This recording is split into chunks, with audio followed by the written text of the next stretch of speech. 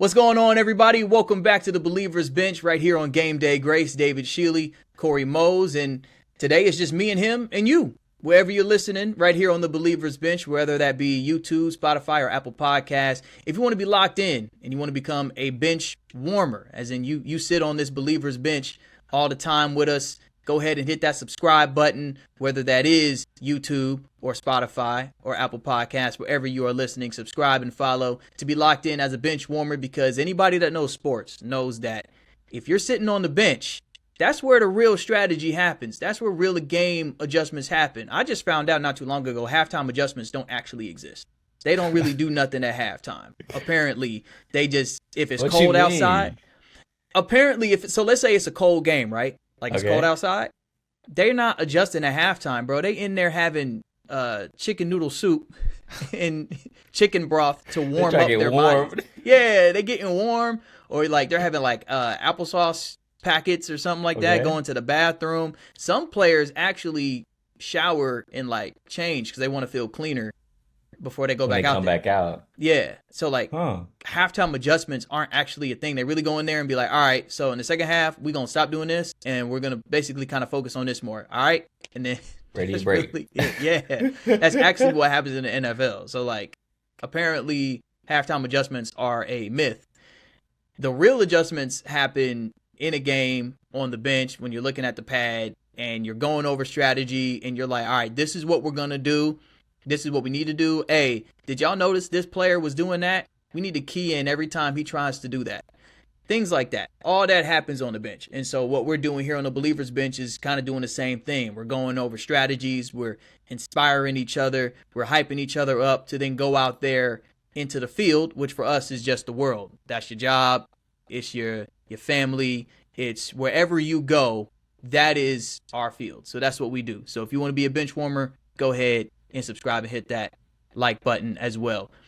Today, what we're talking about is how Cory and I as sports anchors balance the spending time with God and then what we do, because what we do is a lot of work. Our weeks it's packed, especially during the fall, right? It's football season. Cory, you were just doing a whole bunch of things on Monday with Texas. I'll let you explain that. And so let's get into it. How do you balance sports anchor in the heart of football country, Texas, with spending time in the Word? Yeah, man, I think the first thing that comes to mind is just sacrifice, right?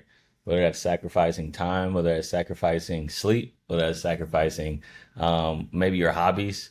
You got to be able to fit in the Lord within your schedule somewhere, somehow. So I know I've been trying to practice this week, and well, since football started, essentially, just being able to wake up just an hour earlier than what I usually tend to wake up at, depending on my schedule.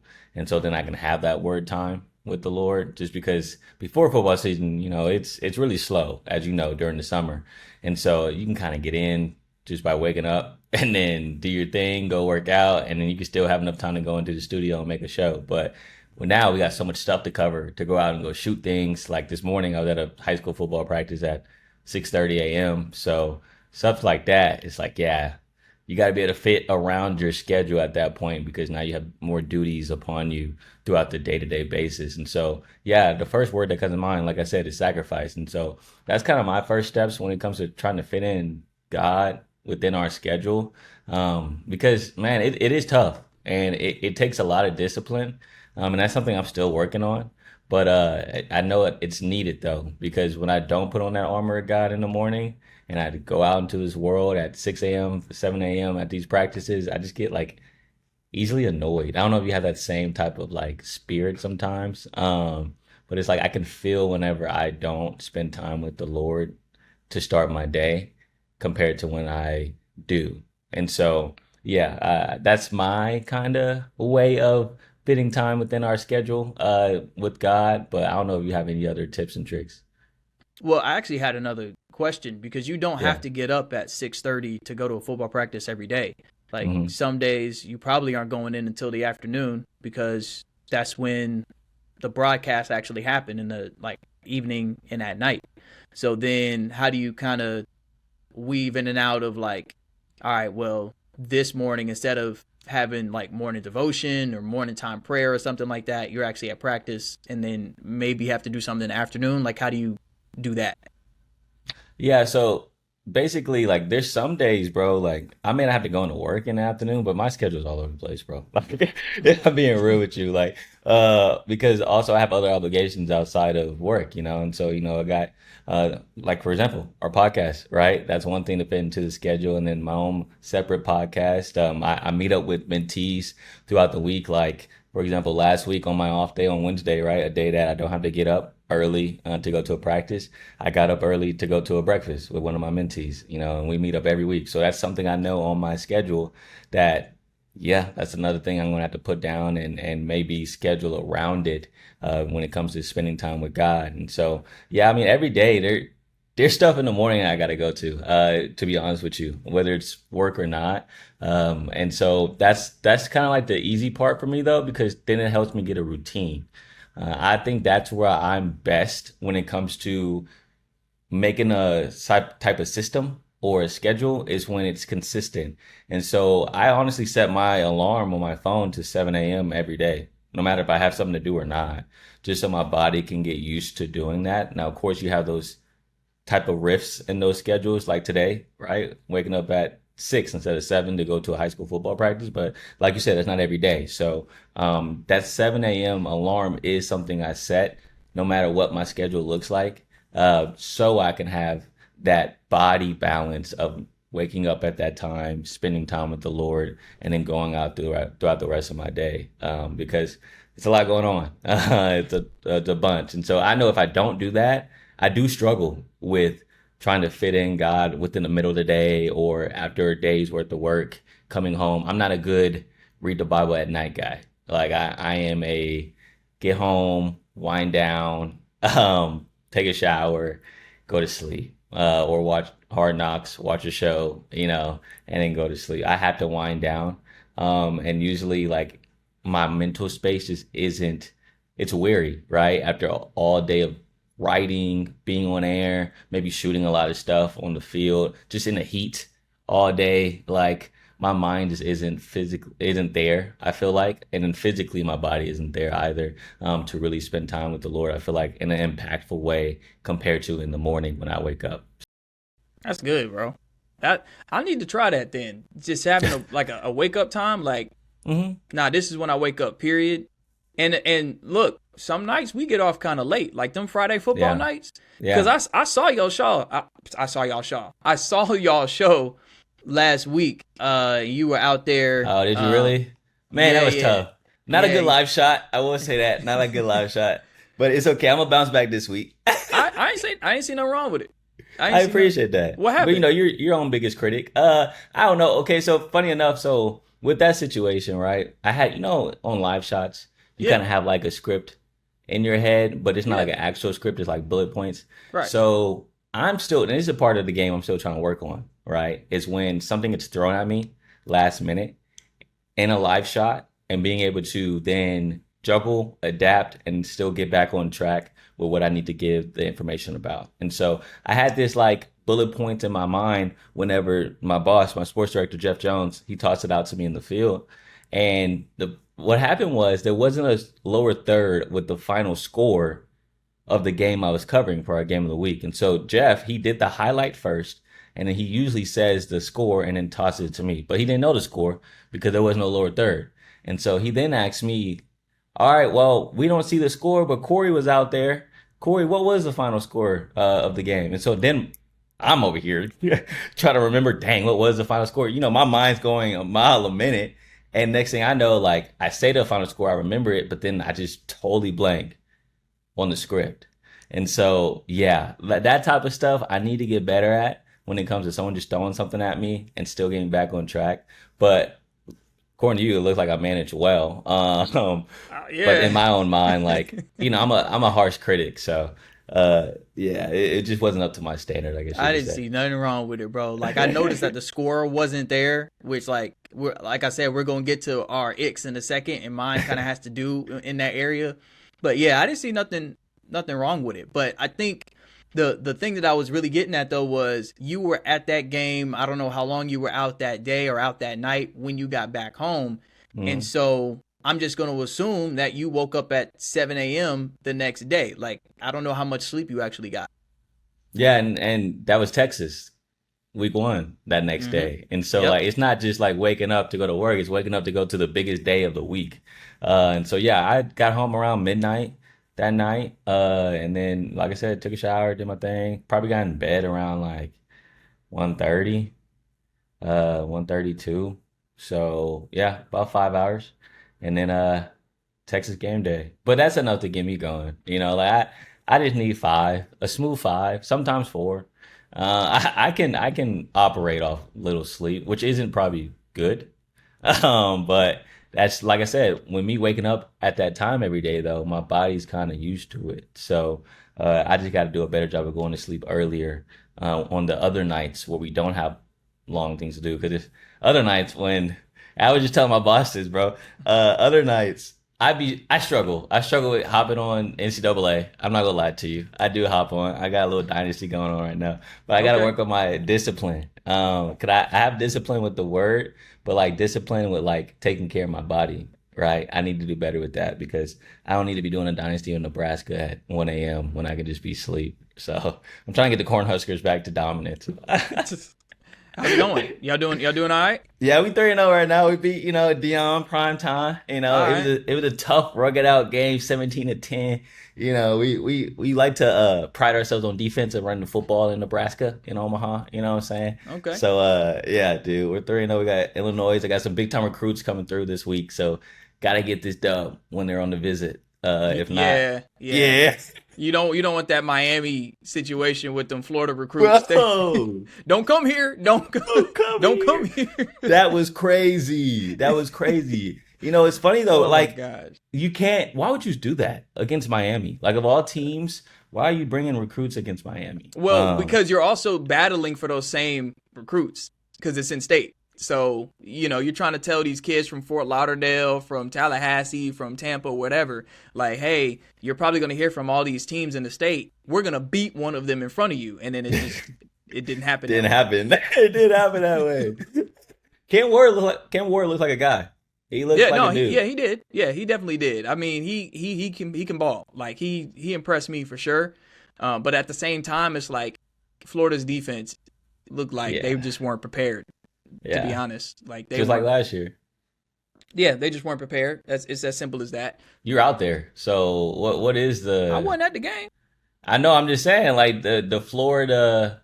Oh, like how fans are feeling? Yeah. Oh yeah, no, they are mad, which we predicted because both Billy Napier and Mario Cristobal are in year 3 of head coaching their programs, and so you cannot go into year 3 with a loss.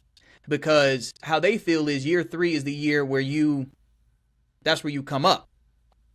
Year 3 is the year that's where you make that leap. And so for you to come out against a rival, even though they hadn't played each other in a minute and they don't really play each other as consistently as they probably should, for them to come out and basically stink up the joint. Right, that makes Billy Napier look really, really bad. They've also had back-to-back losing seasons under Napier, and a third losing season would certainly spell or at least suggest that he should be let go. But his buyout is expensive. Like his buyout is like you talking more than Jimbo? I don't know. I actually don't know off the top of my head, but I did see a number that it was 2 numbers. And then millions. So it was, something in the double digit million part. It was just a lot of money. Like, that's a lot of money. So yeah, fans aren't feeling too happy about it, especially because, Florida at one point was a team people were scared to play. Yeah. Florida was a team that, used to put fear into the hearts of opponents. And right now that's not how it looks. And the same thing's going on at Florida State. Now, Florida State did go undefeated last year, sans that game against Georgia. But you go out there and you lose to Georgia Tech, all the way in Ireland, and Georgia Tech's not known as an ACC powerhouse, and then you lose to Boston College, also not known as an ACC powerhouse. So you lost to two of the teams that are perceived to be the weaker teams in your conference, and both of them beat you and dominated your defensive front. So yeah, they're not feeling too hype around here. But where I'm at, specifically in Tampa, USF is just fine. Like they did their thing, although they played Bethune-Cookman. You know, shout out to the HBCUs. Shout out HBCU, shout out to the HBCUs, but they put a hurting on them.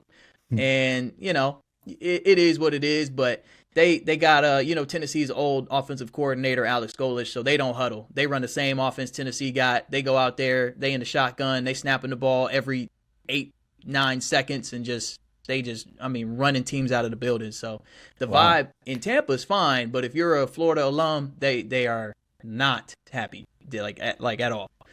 Yeah, they just got out physical, Florida State and Florida. I just think that's something that you don't really see from a Florida team. And so that's the weird part for me. It's like Boston College out being out more physical than you. Like, didn't expect that on my bingo card. And so who would have thought like UCF and USF, maybe the best kind of Florida teams along with Miami, compared to Florida and Florida State. Did not see that coming. UCF looks nice. I will say that. UCF does look nice. And there's more than a few UCF fans here, but USF and UCF, although they're now in different conferences, they are rivals. So we got to be kind of careful when we talk about UCF. Gotcha. Yeah. So if I'm like, man, UCF, man, oh my goodness, them boys killing it. They USF fans. You gonna get some emails. They're like, hey, man, hey, chill all that UCF stuff, dog. Calm that down. Facts. But it's a good thing that USF is balling. They're playing some ball right now too. So, and that's the thing with me is balancing everything that I have going on with all of that coverage. Because when you're down here in Tampa, you're in that middle ground when it comes to college football. So yes, USF is right here in your city, but they're not part of the Power Four. And so because of that, Florida does take a little bit of a precedent. And Florida State takes a bit of a precedent, or they're like a little bit more of a priority in terms of coverage. And then Miami, maybe, because Miami, I mean, they got their own market. So does Tallahassee, and so does Gainesville. Like, those are their own media markets. But there's a lot of people that went to Florida or Florida State that live in Tampa. Also, a lot of people that are Alabama fans that live here too, but we're not going to throw out Alabama highlights unless it's. Oh yeah, Alabama came here last year and played USF, packed. Was that game that was raining? Yes, and I was out there. Yes, I was there. Well, Milroe didn't start. No way you was out there. I was standing on the field. I had to come home. So my plan was be at the game. I'm going to film the game. And then I'll go to the station. I'll, change into my suit, do the show. I left at halftime or whatever time I left because it was delayed due to lightning and the rain. So I said, you know what? I'm drenched. I got enough, I guess. So let me just go ahead and leave. Then I had to go home, then shower because I was covered in rainwater and mud.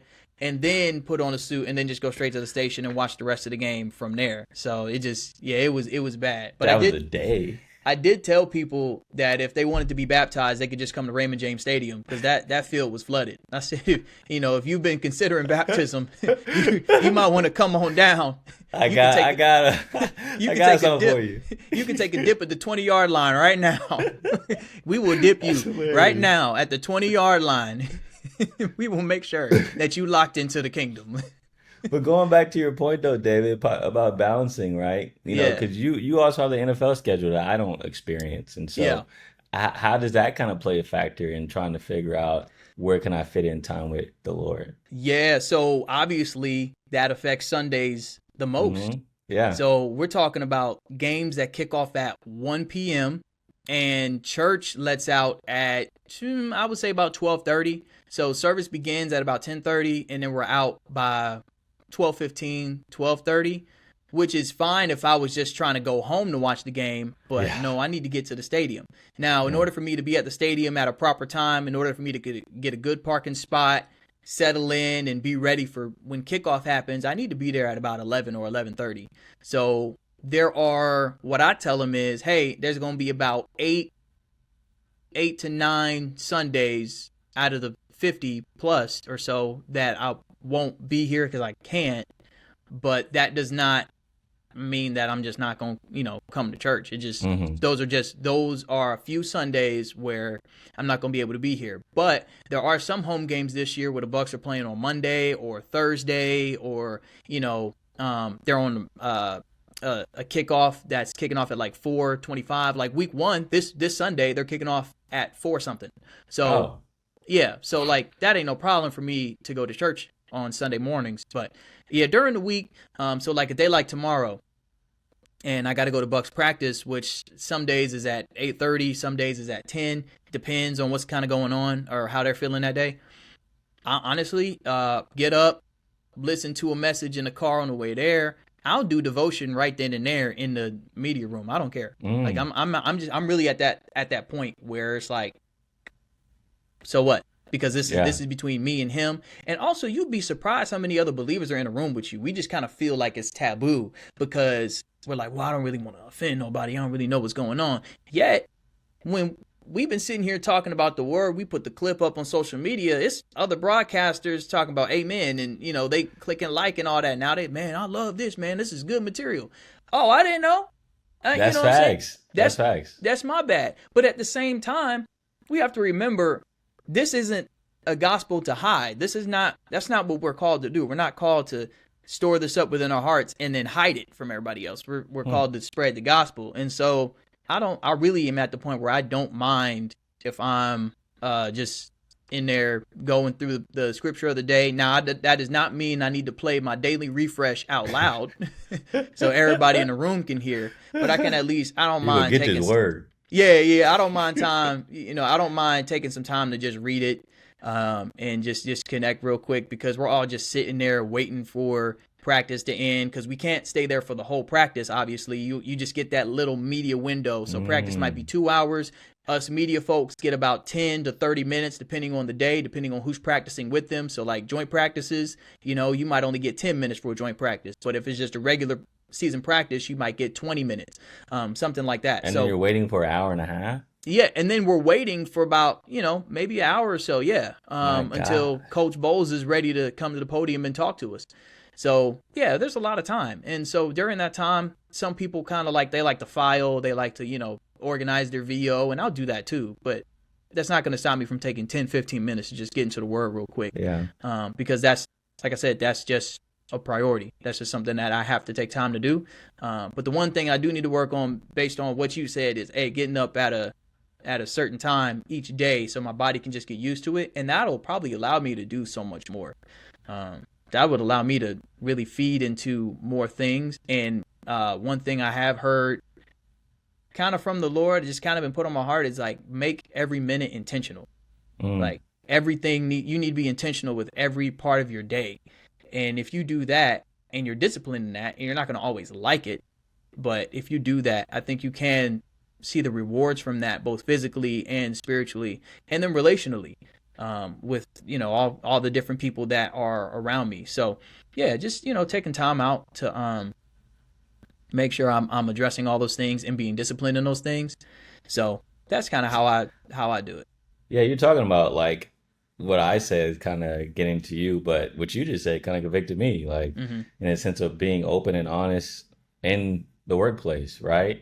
We're reading the word, because that's my whole thing. That's why I kind of get up and do it in the morning, because I'm like, well, let me knock it out in the morning, so then throughout my day, I can be prepared for it. But then also, like, I don't see a spot where I can sit down and really get into the word like that. But that's just a lie, if I'm being honest. Like you just mentioned, there's pockets throughout this time, even through our availabilities, at Texas, like I was talking to you about on Mondays. Like, there's pockets for sure that I can listen to the word or read the word, just in an open setting. And so, look, you're convicting me, bro. Like, I need to start bringing my Bible to work, and pull it out whenever I have time, so thank you for that. So if you feel led to bring the word with you, might as well, what I mean? I get on, I just, I use my Bible app. Of course I have my physical Bible as well, but my backpack ain't got room all this. So praise God for the app, the Bible app that you can just put right here on your phone. You can take that wherever you go, and you can open it up. You can read whatever translation that you like to read, and really get into it. So You seem like a King James guy. no, sir. Thou does not readeth the LeBron James. No, sir. What you be on? This particular Bible right here this is my favorite one. I have multiple in here, but this is the student study Bible. And so what each page is, now the translation of it though is English Standard. Okay. That's the actual translation. But what it has here is under every page, most of the verses are given context at the bottom. There's like footnotes. So like you see all this right here at the bottom. That's nice. These are all footnotes. And so I could read something and be like, now that don't make no sense. Why would they say that? And I could just go down and say, oh, okay, this is what it means. And so let me see if I can find a real quick example right here. So I just randomly turned to Matthew chapter 5 and then verse 9. So blessed are the peacemakers, for they shall be called sons of God. Now, who in the world are the peacemakers? I just go down to the footnotes and it says right here, peacemakers, those who promote God's message of peace through Jesus the Messiah will receive the ultimate reward of being called sons of God.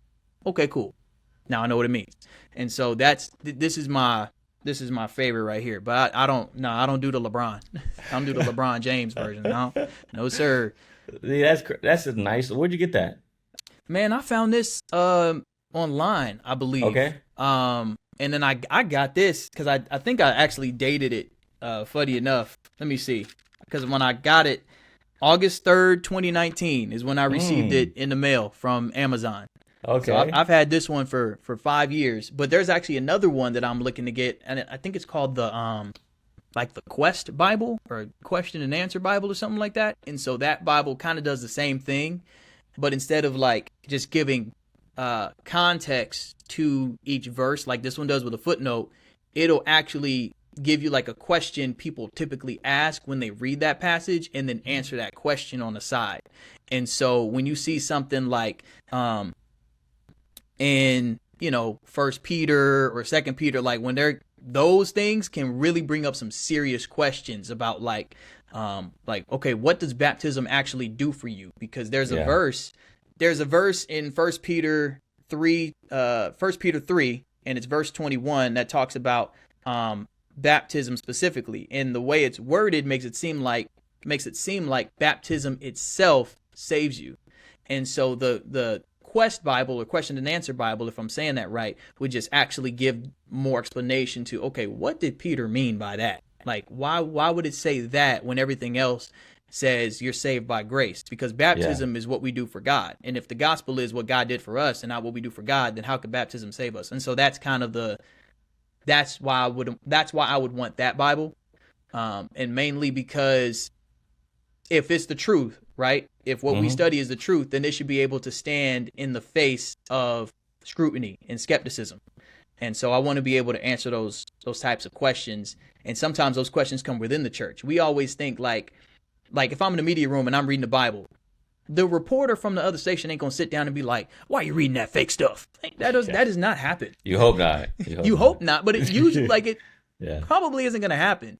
Usually those types of questions come from inside your camp. Your boys in a group chat, your homegirls, or maybe a cousin or whatever that would have a question like that, and they feel comfortable asking you, but you need to be able to have an answer.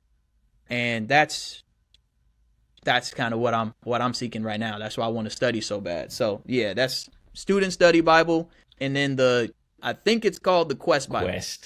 I think it's called the Quest Bible. Yeah. Thank you for putting me on to that. Yeah, because I've always tried to look at those type of footnote type Bibles. I've always had just a regular Bible, I guess you could say. Even though the Bible's not regular, it's definitely impactful in so many different ways. But you know what I mean. And so I've never actually had a Bible where it had different notes inside of it. And I see other people's, especially in my like Bible study group, and like we'll be discussing what we just read or whatever chapter we just finished concluding, and they're like, "Well, my Bible says this down here." I'm like, I'm a little jealous at times. Like that's nice, to just kind of have it right there at the bottom. And so I've definitely been looking into it. And so it's funny that you bring this up because I didn't know you said a student study Student study Bible. Bible. Yep. Yeah, The student study Bible. That was your confirmation to just go ahead and get one. Because yeah. if you heard about it in Bible study, there you go. Because Uh-huh. I got one. It sounds like somebody you fellowship with has one. Just Yeah, go ahead and get you one, man. It actually has done me a lot of good. It really has. that's awesome. Yeah. Yeah, I'm just rocking the extra spiritual version. That's what I call it, the Okay. ESV. Yeah. It's not what it's Yeah, but I like to call it extra spiritual version just because it sounds cool. But I've messed with the ESV though, just because that translation it's easier to understand, but it's also Hmm. doesn't take away from the message. Sometimes these translations, bro, they be getting freaky with it. I'm like, bro, well, how'd you get that? You know what I'm saying? Like, Yeah. Yeah. bro. Yeah. Yeah. Yeah. Yeah. There's like a chart that explains what each version kind of does. There are some versions that you have to omit because those are actually like heresy because like someone just decided to add whatever they wanted to it. So there are Yeah, some to avoid, but there is like a chart you can probably find that lets you know like, hey, this is just an exact translation of what it said. This is a translation of what it said and what it means. And then like a version like the Amplified Bible is like, just giving more context and also referencing other verses to that verse. And so, the Amplified Bibles usually are like twice as thick thick. because it adds more context to every single scripture. So, yeah, that's, go ahead and get you one. And Yeah. I think it cost me about 45 online, something Okay, slight. 4,500. Dang, you got money, bro. Nah, 4500, no sir. Nah, just a quick little 45.00. 45.00. That was it. Ain't no Oh man. 4500 I nothing. was about to say, but you love the Lord. Respect, bro. I do, but 4500 for a Bible, nah, that's a whole lot. All right, so I did want to get into this too when it came to just sports in general, Yeah. and that was sports broadcasting X. And so things that we have heard sports broadcasters say or do, that's like, I think we can do better than that. So I'll kind of let you start on that. Yeah. Is there I got anything one, bro. I got that one grinds your itching, bro. gears? All I right, got one go ahead. itching right now. All Just right. because I just went through it yesterday. So of course, like Texas availability, right? So anyone who doesn't know what that is. So basically, every Monday, Texas has their availability with Coach Steve Sarkisian, head coach. He sits at a podium at 11:30, and then after that, they kind of rotate in players throughout this same room at different tables as the day goes on. And so we have a chance to talk to the players face to face, ask our questions. Sometimes there's three players talking at one time, so you kind of got to spread your time out and be mindful of who do you want to basically get on camera. But then also there's maybe just one guy like Quinn, right? Quinn, you were starting quarterback for Texas. There's not going to be multiple guys talking while he's talking because we all know we want to talk to Quinn. And so for that example, right? There's a lot of people that cover Texas. There's a lot of journalists, there's a lot of bloggers, of course, TV people. And so it's always hard to kind of get a question in those scrums. And that's what we call it when a lot of people are around one player, called a scrum. And so in those scrums, what grinds my gears is that, and David, you probably know where I'm going. Everyone needs to get at least one question off before someone else asks a question.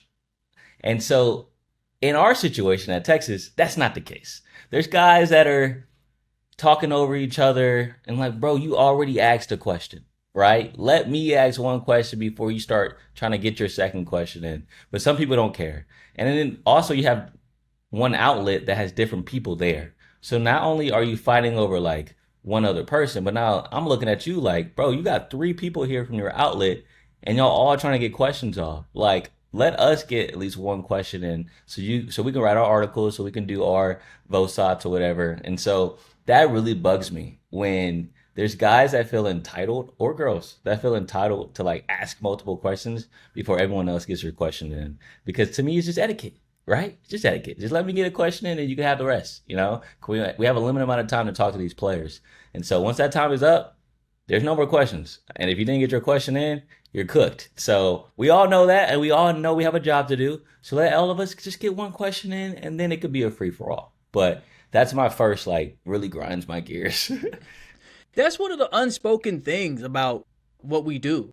as sports journalists, like what is the pecking order in terms of these questions? Usually the beat writers get off about 2, 3, right? The newspaper guys that are boots on the ground every day, they travel with the team no matter where they go. Those are the ones that usually come out with a couple of questions. But sometimes, man, I go into a press conference, they just sitting there like this. They just quiet, waiting for somebody else to ask a question, and then they ask one. And I don't know what the proper etiquette to that actually is. Like, I really don't know. It just kind of happens. But yeah, it does, it makes a lot of sense because you have a question, and you probably have a specific question that you need to fill a part of a package that you're trying to create. And if you don't get this question out, you're probably not going to get that bite that you need to fill this gap in this package. So yeah, bro, I feel that one. Yeah, and that's what I say. Everyone has a job to do, right? And I know you got to write your story. I get it. As a beat writer, you got to write your story. But I also got to make this package, like you said. So we all need a bite. And I think the difference, like with us, is kind of we all cover Texas. So that's the other thing. Like you talk about beat writers, being the ones boots on the ground. Out here, like we're all boots on the ground. Because this is the only team that we cover out here, or the biggest team that we cover out here. And so we're all at the practices. We're all at the availabilities. We're all at the road games. We're all at every single game. So, like, I don't think anyone has an advantage over the other when it comes to just time spent with the team. Hell, I would argue, like, with the player relationships, I've spent a lot of time with the players more than a lot of these beat writers just because of just age, right? And the way I'm able to communicate with them compared to some of the older beat writers. And so I feel like I got a better relationship with some of the guys, so I should be able to ask my question because they actually want to answer the question for me. So I think that's kind of like the line that I'm trying to battle with right now when it comes to like trying to pay respect to the guys that's been covering Texas for 15, 20 years. But then also the flip side of it is like, man, I'm here to do a job too. So that's the tough part. But I got one more for you though. Let me know if you've ever experienced this. When you're shooting, right? Mm-hmm. And let's say you're shooting a football game, and there's a touchdown on the other side of the end zone. So let's say you're on the left side of the end zone, and they do like a wheel route to the other side of the end zone. And we're all shooting down the same pathway, right? We're all lined up together. And if someone takes a step out, what happens, David? Everybody else got to take a step out. Everyone else got to take everyone else got to take that step out to get that view. Yeah. And so, I wish people just stay put. Like we all have the shot. No one has to move. If we all just stay put, we all get the shot. But there's always that one person that wants to step out, and so now that just causes a trickle down effect. And less than I know, like. Then you're out of shot, you're out of the frame, and you miss the celebration, because you're too busy moving or you got somebody's back in the middle of your frame. So that's also one of my pet peeves. It's like, man, just stay still. We all got to get this celebration. And if we just lean out a little bit, we'll be fine, but don't take a big step out just to get the celebration shot. It's not that big of a deal. Yeah, a lot of it's positioning, right? Like it depends on, and it does depend on what they allow you to do when you're filming on the field, but a lot of it really is positioning. And what I learned really the hard way, because I'm guilty of seeing a touchdown and stepping out and being in someone's shot. That was my first ever game that I shot. It was Tennessee versus Georgia State. Georgia State scored a touchdown. I stepped out. I got in this young lady's way. She let me know about it. Now, as you know, I went to Georgia State, so I gave like a sarcastic, like, oh, my bad, because I was all excited. She turned red, and she was like, don't do that with me, and she stormed off. And to that day, I really felt kind of bad because I was like, she really did have a job to do, and I shouldn't have done that. So, I owed her an apology. So shouldn't have done that. But I had the same moment like that. Positioning, yeah, it's positioning, and so. What you really need to do is you need to be on the side of the end zone or the back corner of the end zone. And that's where I stay at now, the back corner. Yeah. If you stay in the back corner or if you're on the side of the end zone, you will always catch what happens no matter where they go. And no, the player wouldn't be coming straight to you in the back of the end zone, but you will have the shot. You will never miss the shot if you were on the side and it's not possible for someone to step in front of you. You just might get hit by a fade. It might happen, but the shot will be crazy. Yeah. If you hold on to the camera. Yeah, if you hold on to the camera. If you hold on to the camera, yes. And so that actually, in a preseason game I was filming between the Bucs and the Dolphins, I stood on the side of the end zone. Kyle Trask threw a fade to the whole other side, and had I been in the back of the end zone, the goalpost actually would have gotten my way. I would have missed it, but I did get it, although it wasn't the prettiest shot because it was 55.5 yards away from me. I still got the touchdown. So, yeah, just stand on the side. You still running on air? You still running on air? And we did. Yeah, facts. So just you can do that. Just put it on the side. On that note, here's mine real quick because we only got a few minutes left. The thing, and this is specifically for sports TV people, the thing that really grinds my gears is sportscasting. I call it sportscasting. That means you are saying things that you think make you sound like this buttoned-up sportscaster that people don't actually say in real life.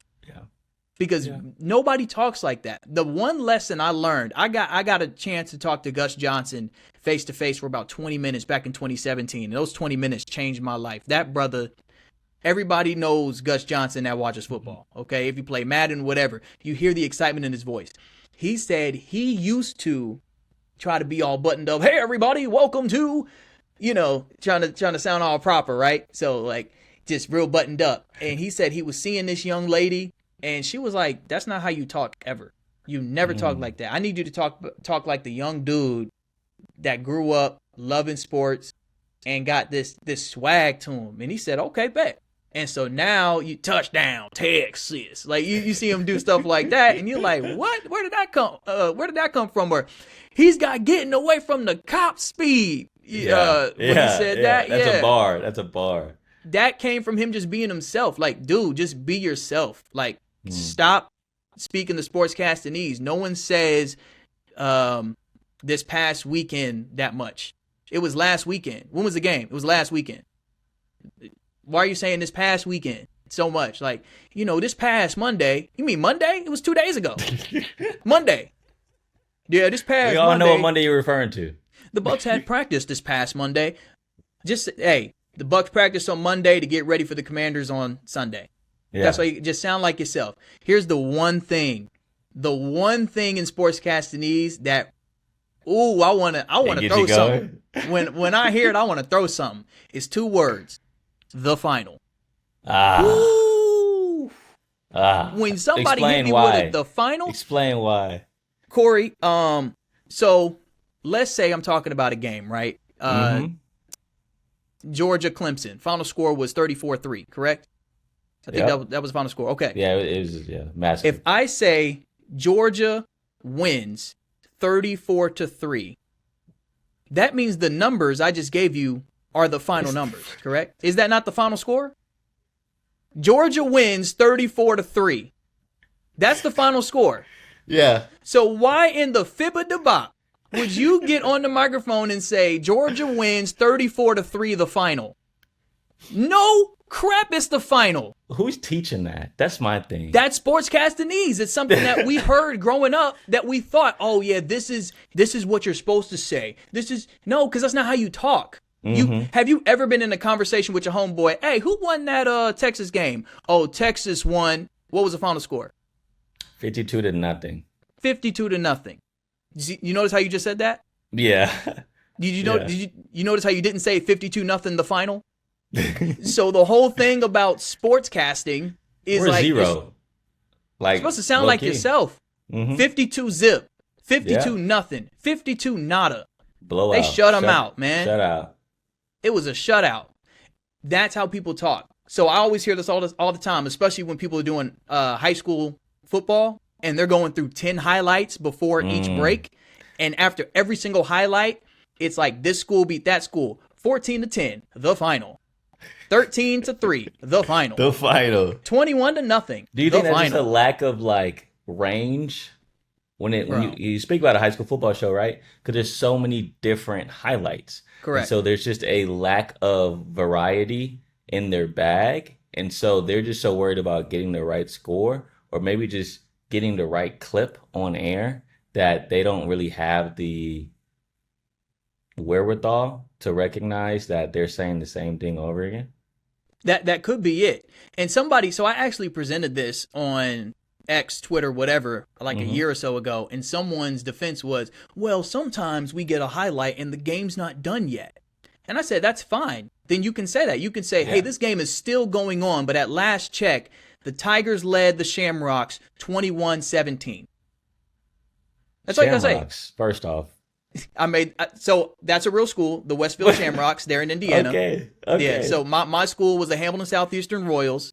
Our rivals were the Fishers Tigers, and then in our conference we got a school named the Westfield Shamrocks. So I was about to say, you just pulled that out like Shamrocks. Yeah, I'm sorry, I'm just So we had some weird names, man. We had Royals, Tigers, Shamrocks, Millers.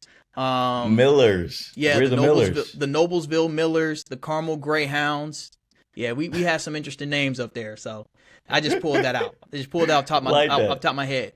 But like for real though, like if I say, hey, the Lions beat the Bears 21-7. That's it. Highlights done. The final score is 21-7. So, like, I don't need to say the final, but I hear it so much that it's like, bro, this is really, really annoying, and I'm so sick of hearing it, and I really need people to just give me the final score, and then you can give me a factoid on top of that.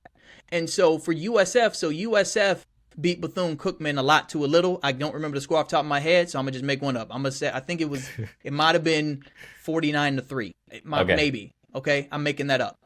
So instead of saying USF beats down on Bethune-Cookman 49-3 the final, you could say USF put a hurting on Bethune-Cookman 49-3. It's USF's first time winning their home opener since 2020. Now I gave you a so much better informative highlight. And you can use it in the barbershop. The final, yeah. You use a little factoid in the barbershop. USF is 1-0 for the first time since 2020 after taking down Bethune-Cookman 49-3. Yeah. That's all you had to say. That's all you had to say. But some people don't want to look. First off, some people don't want to do that research. Yep. Even though, like, heck, SIDs, they be giving that mug out, and PR, like, they be giving that mug out easily. I did that on Saturday because Texas, shut out whoever the heck they play. I forgot. They were Colorado State. Yeah, they shut out Colorado State. And, everyone's thinking, when's the last time they shut somebody out? And it was against Oklahoma in the Red River rivalry game, like 2022, 49-0. But then after the game, the SIDs came in and was like, yeah, this is the first season opening shutout since 2004. Now, they only said it once, but like, say less, all right? We got to put that somewhere, right? And so that type of stuff, I feel like that's what people actually want to learn and hear about, because now you're teaching the viewer something instead of just saying a score that they already know. So I totally agree with you, bro. You got to get a little factoid at the end just to, one, show that you know your stuff or show that you know how to listen. And then two, then you can teach people. And like I said, you can use that in the barbershop for all the viewers out there that want to sound smart. So yeah, dude, I think that's the right formula. That's it. So because I watch people's high school football shows. We don't do high school football down here in Tampa like that. And so on Friday nights, I'm free to just watch all the other shows. That's why I was able to watch y'all's. And so when I go in there and I'm watching and okay, let me watch Cory's, let me watch our boy Avery's, let me see what Fitz is doing. Then I'll watch the one in Atlanta, whatever it is. I'll watch my old station. I'll watch the one in Indianapolis to see how my high school did. It's the same thing, not from y'all specifically. Yeah. But what I do notice though, in some of those markets where they have, a younger person, maybe I feel like they're falling into that trap of the sportscasting. And we just got to do away with it because we don't talk like that in real life. That's the number one thing I tell people that want to know how to be a sportscaster. It's talk how you actually talk. Why do you think that's so hard? I don't know why. I don't know. It's really not that hard, y'all. It's not. It's literally how you talk. If I were to ask you, hey, what happened in your town today with whatever team, and then you just tell me, oh yeah, man, they had a horrible day, man. They couldn't run the ball. They couldn't pass the ball. They weren't blocking up front. They couldn't tackle nobody. Okay, say that same thing. Like, copy and paste. But yeah, button it up just a little bit because you are on television and you have to be a good presenter. But that's it. That's all you got to do. And people, like, the offense was only able to muster up 30 yards of offense in the first half. and they lose today's game 21-3, the final. Like, I don't think I've ever used mustard up in my see, life. I don't think see what I've I'm saying? ever, like in a regular conversation, I don't think I've ever used that term. But I hear it a lot. Yeah, they just, it's like, hey, you're talking how other people talk, and you think that's what will set you apart. It's not. You will not get hired by NFL Network because you sound like Rich Eisen. They already have Rich Eisen. The NFL Network would hire you because you come with a little bit of a different flavor than Rich Eisen. And now we got a variety of things, right? You got the OG with Rich, and then you want some young swag or whatever, you got you. Okay, I'm not saying Rich Eisen is swagless, but I'm just saying, it's just different flavors, right? You Yeah, want something facts. different, right? And so it's the same thing when people say, oh, I want to be the next Stephen A. Smith. Trust me, there's only one. There's only one Stephen A. There will only ever be one Stephen A. Nobody will hire you because you are trying to imitate Stephen A. And even if you were to nail it, everybody would just say you're a fake Stephen A. Oh, you're Stephen A. Yeah. Like, oh, okay, so you're just And a you fake don't even Stephen want A. that. Like, you want your own identity. Yeah, At least from my perspective. I don't know. No, what you're other right. people You do. want. And so that's the thing. And so when you try to sound like somebody else doing highlights and say, well, I'm going to try to do this. Now, you can draw inspiration. I have no problem with drawing. I draw inspiration. That's also the reason why I watch other people, because I want to see, okay, what are they doing? What's going on over here? Not so I can steal ideas, but so I can say, okay, I see the way he shot that. I see the way she presented that. I see how they use the shot in the middle of a highlight to try to bounce into the next part of the highlights. Okay, let me see how I can do that in my market without necessarily just like stealing someone's original idea. It's just like a concept kind of thing. But the one thing I keep seeing over and over is people fall into the trap of, I think I need to sound like somebody in order for me to be taken seriously. And it's like, nah, you just need to sound like you, and people will like you if you have this likable personality that's really good at presenting sports. It's crazy how people can tell if you're real or fake through a screen. Very easy. Like, it's so crazy to me. I'm talking to viewers all the time, and it's like, oh, so-and-so, is she really like that? And me knowing he or she is not really like that. And there's a reason why they're asking that question, because they can probably sense it too.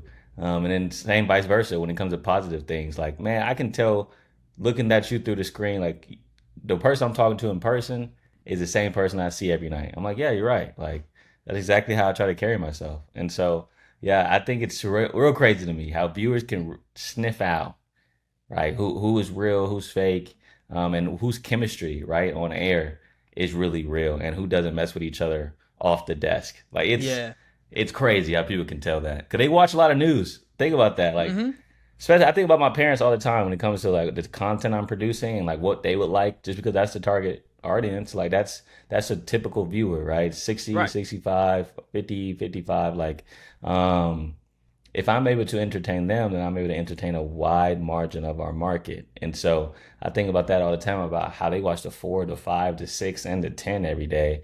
And it's like, okay, they watch a lot of news so they can sniff out anything. And they know who's BSing and who's not. So I think that's the crazy part about what we do. But I also love it because, it sheds light on who's real and who's fake.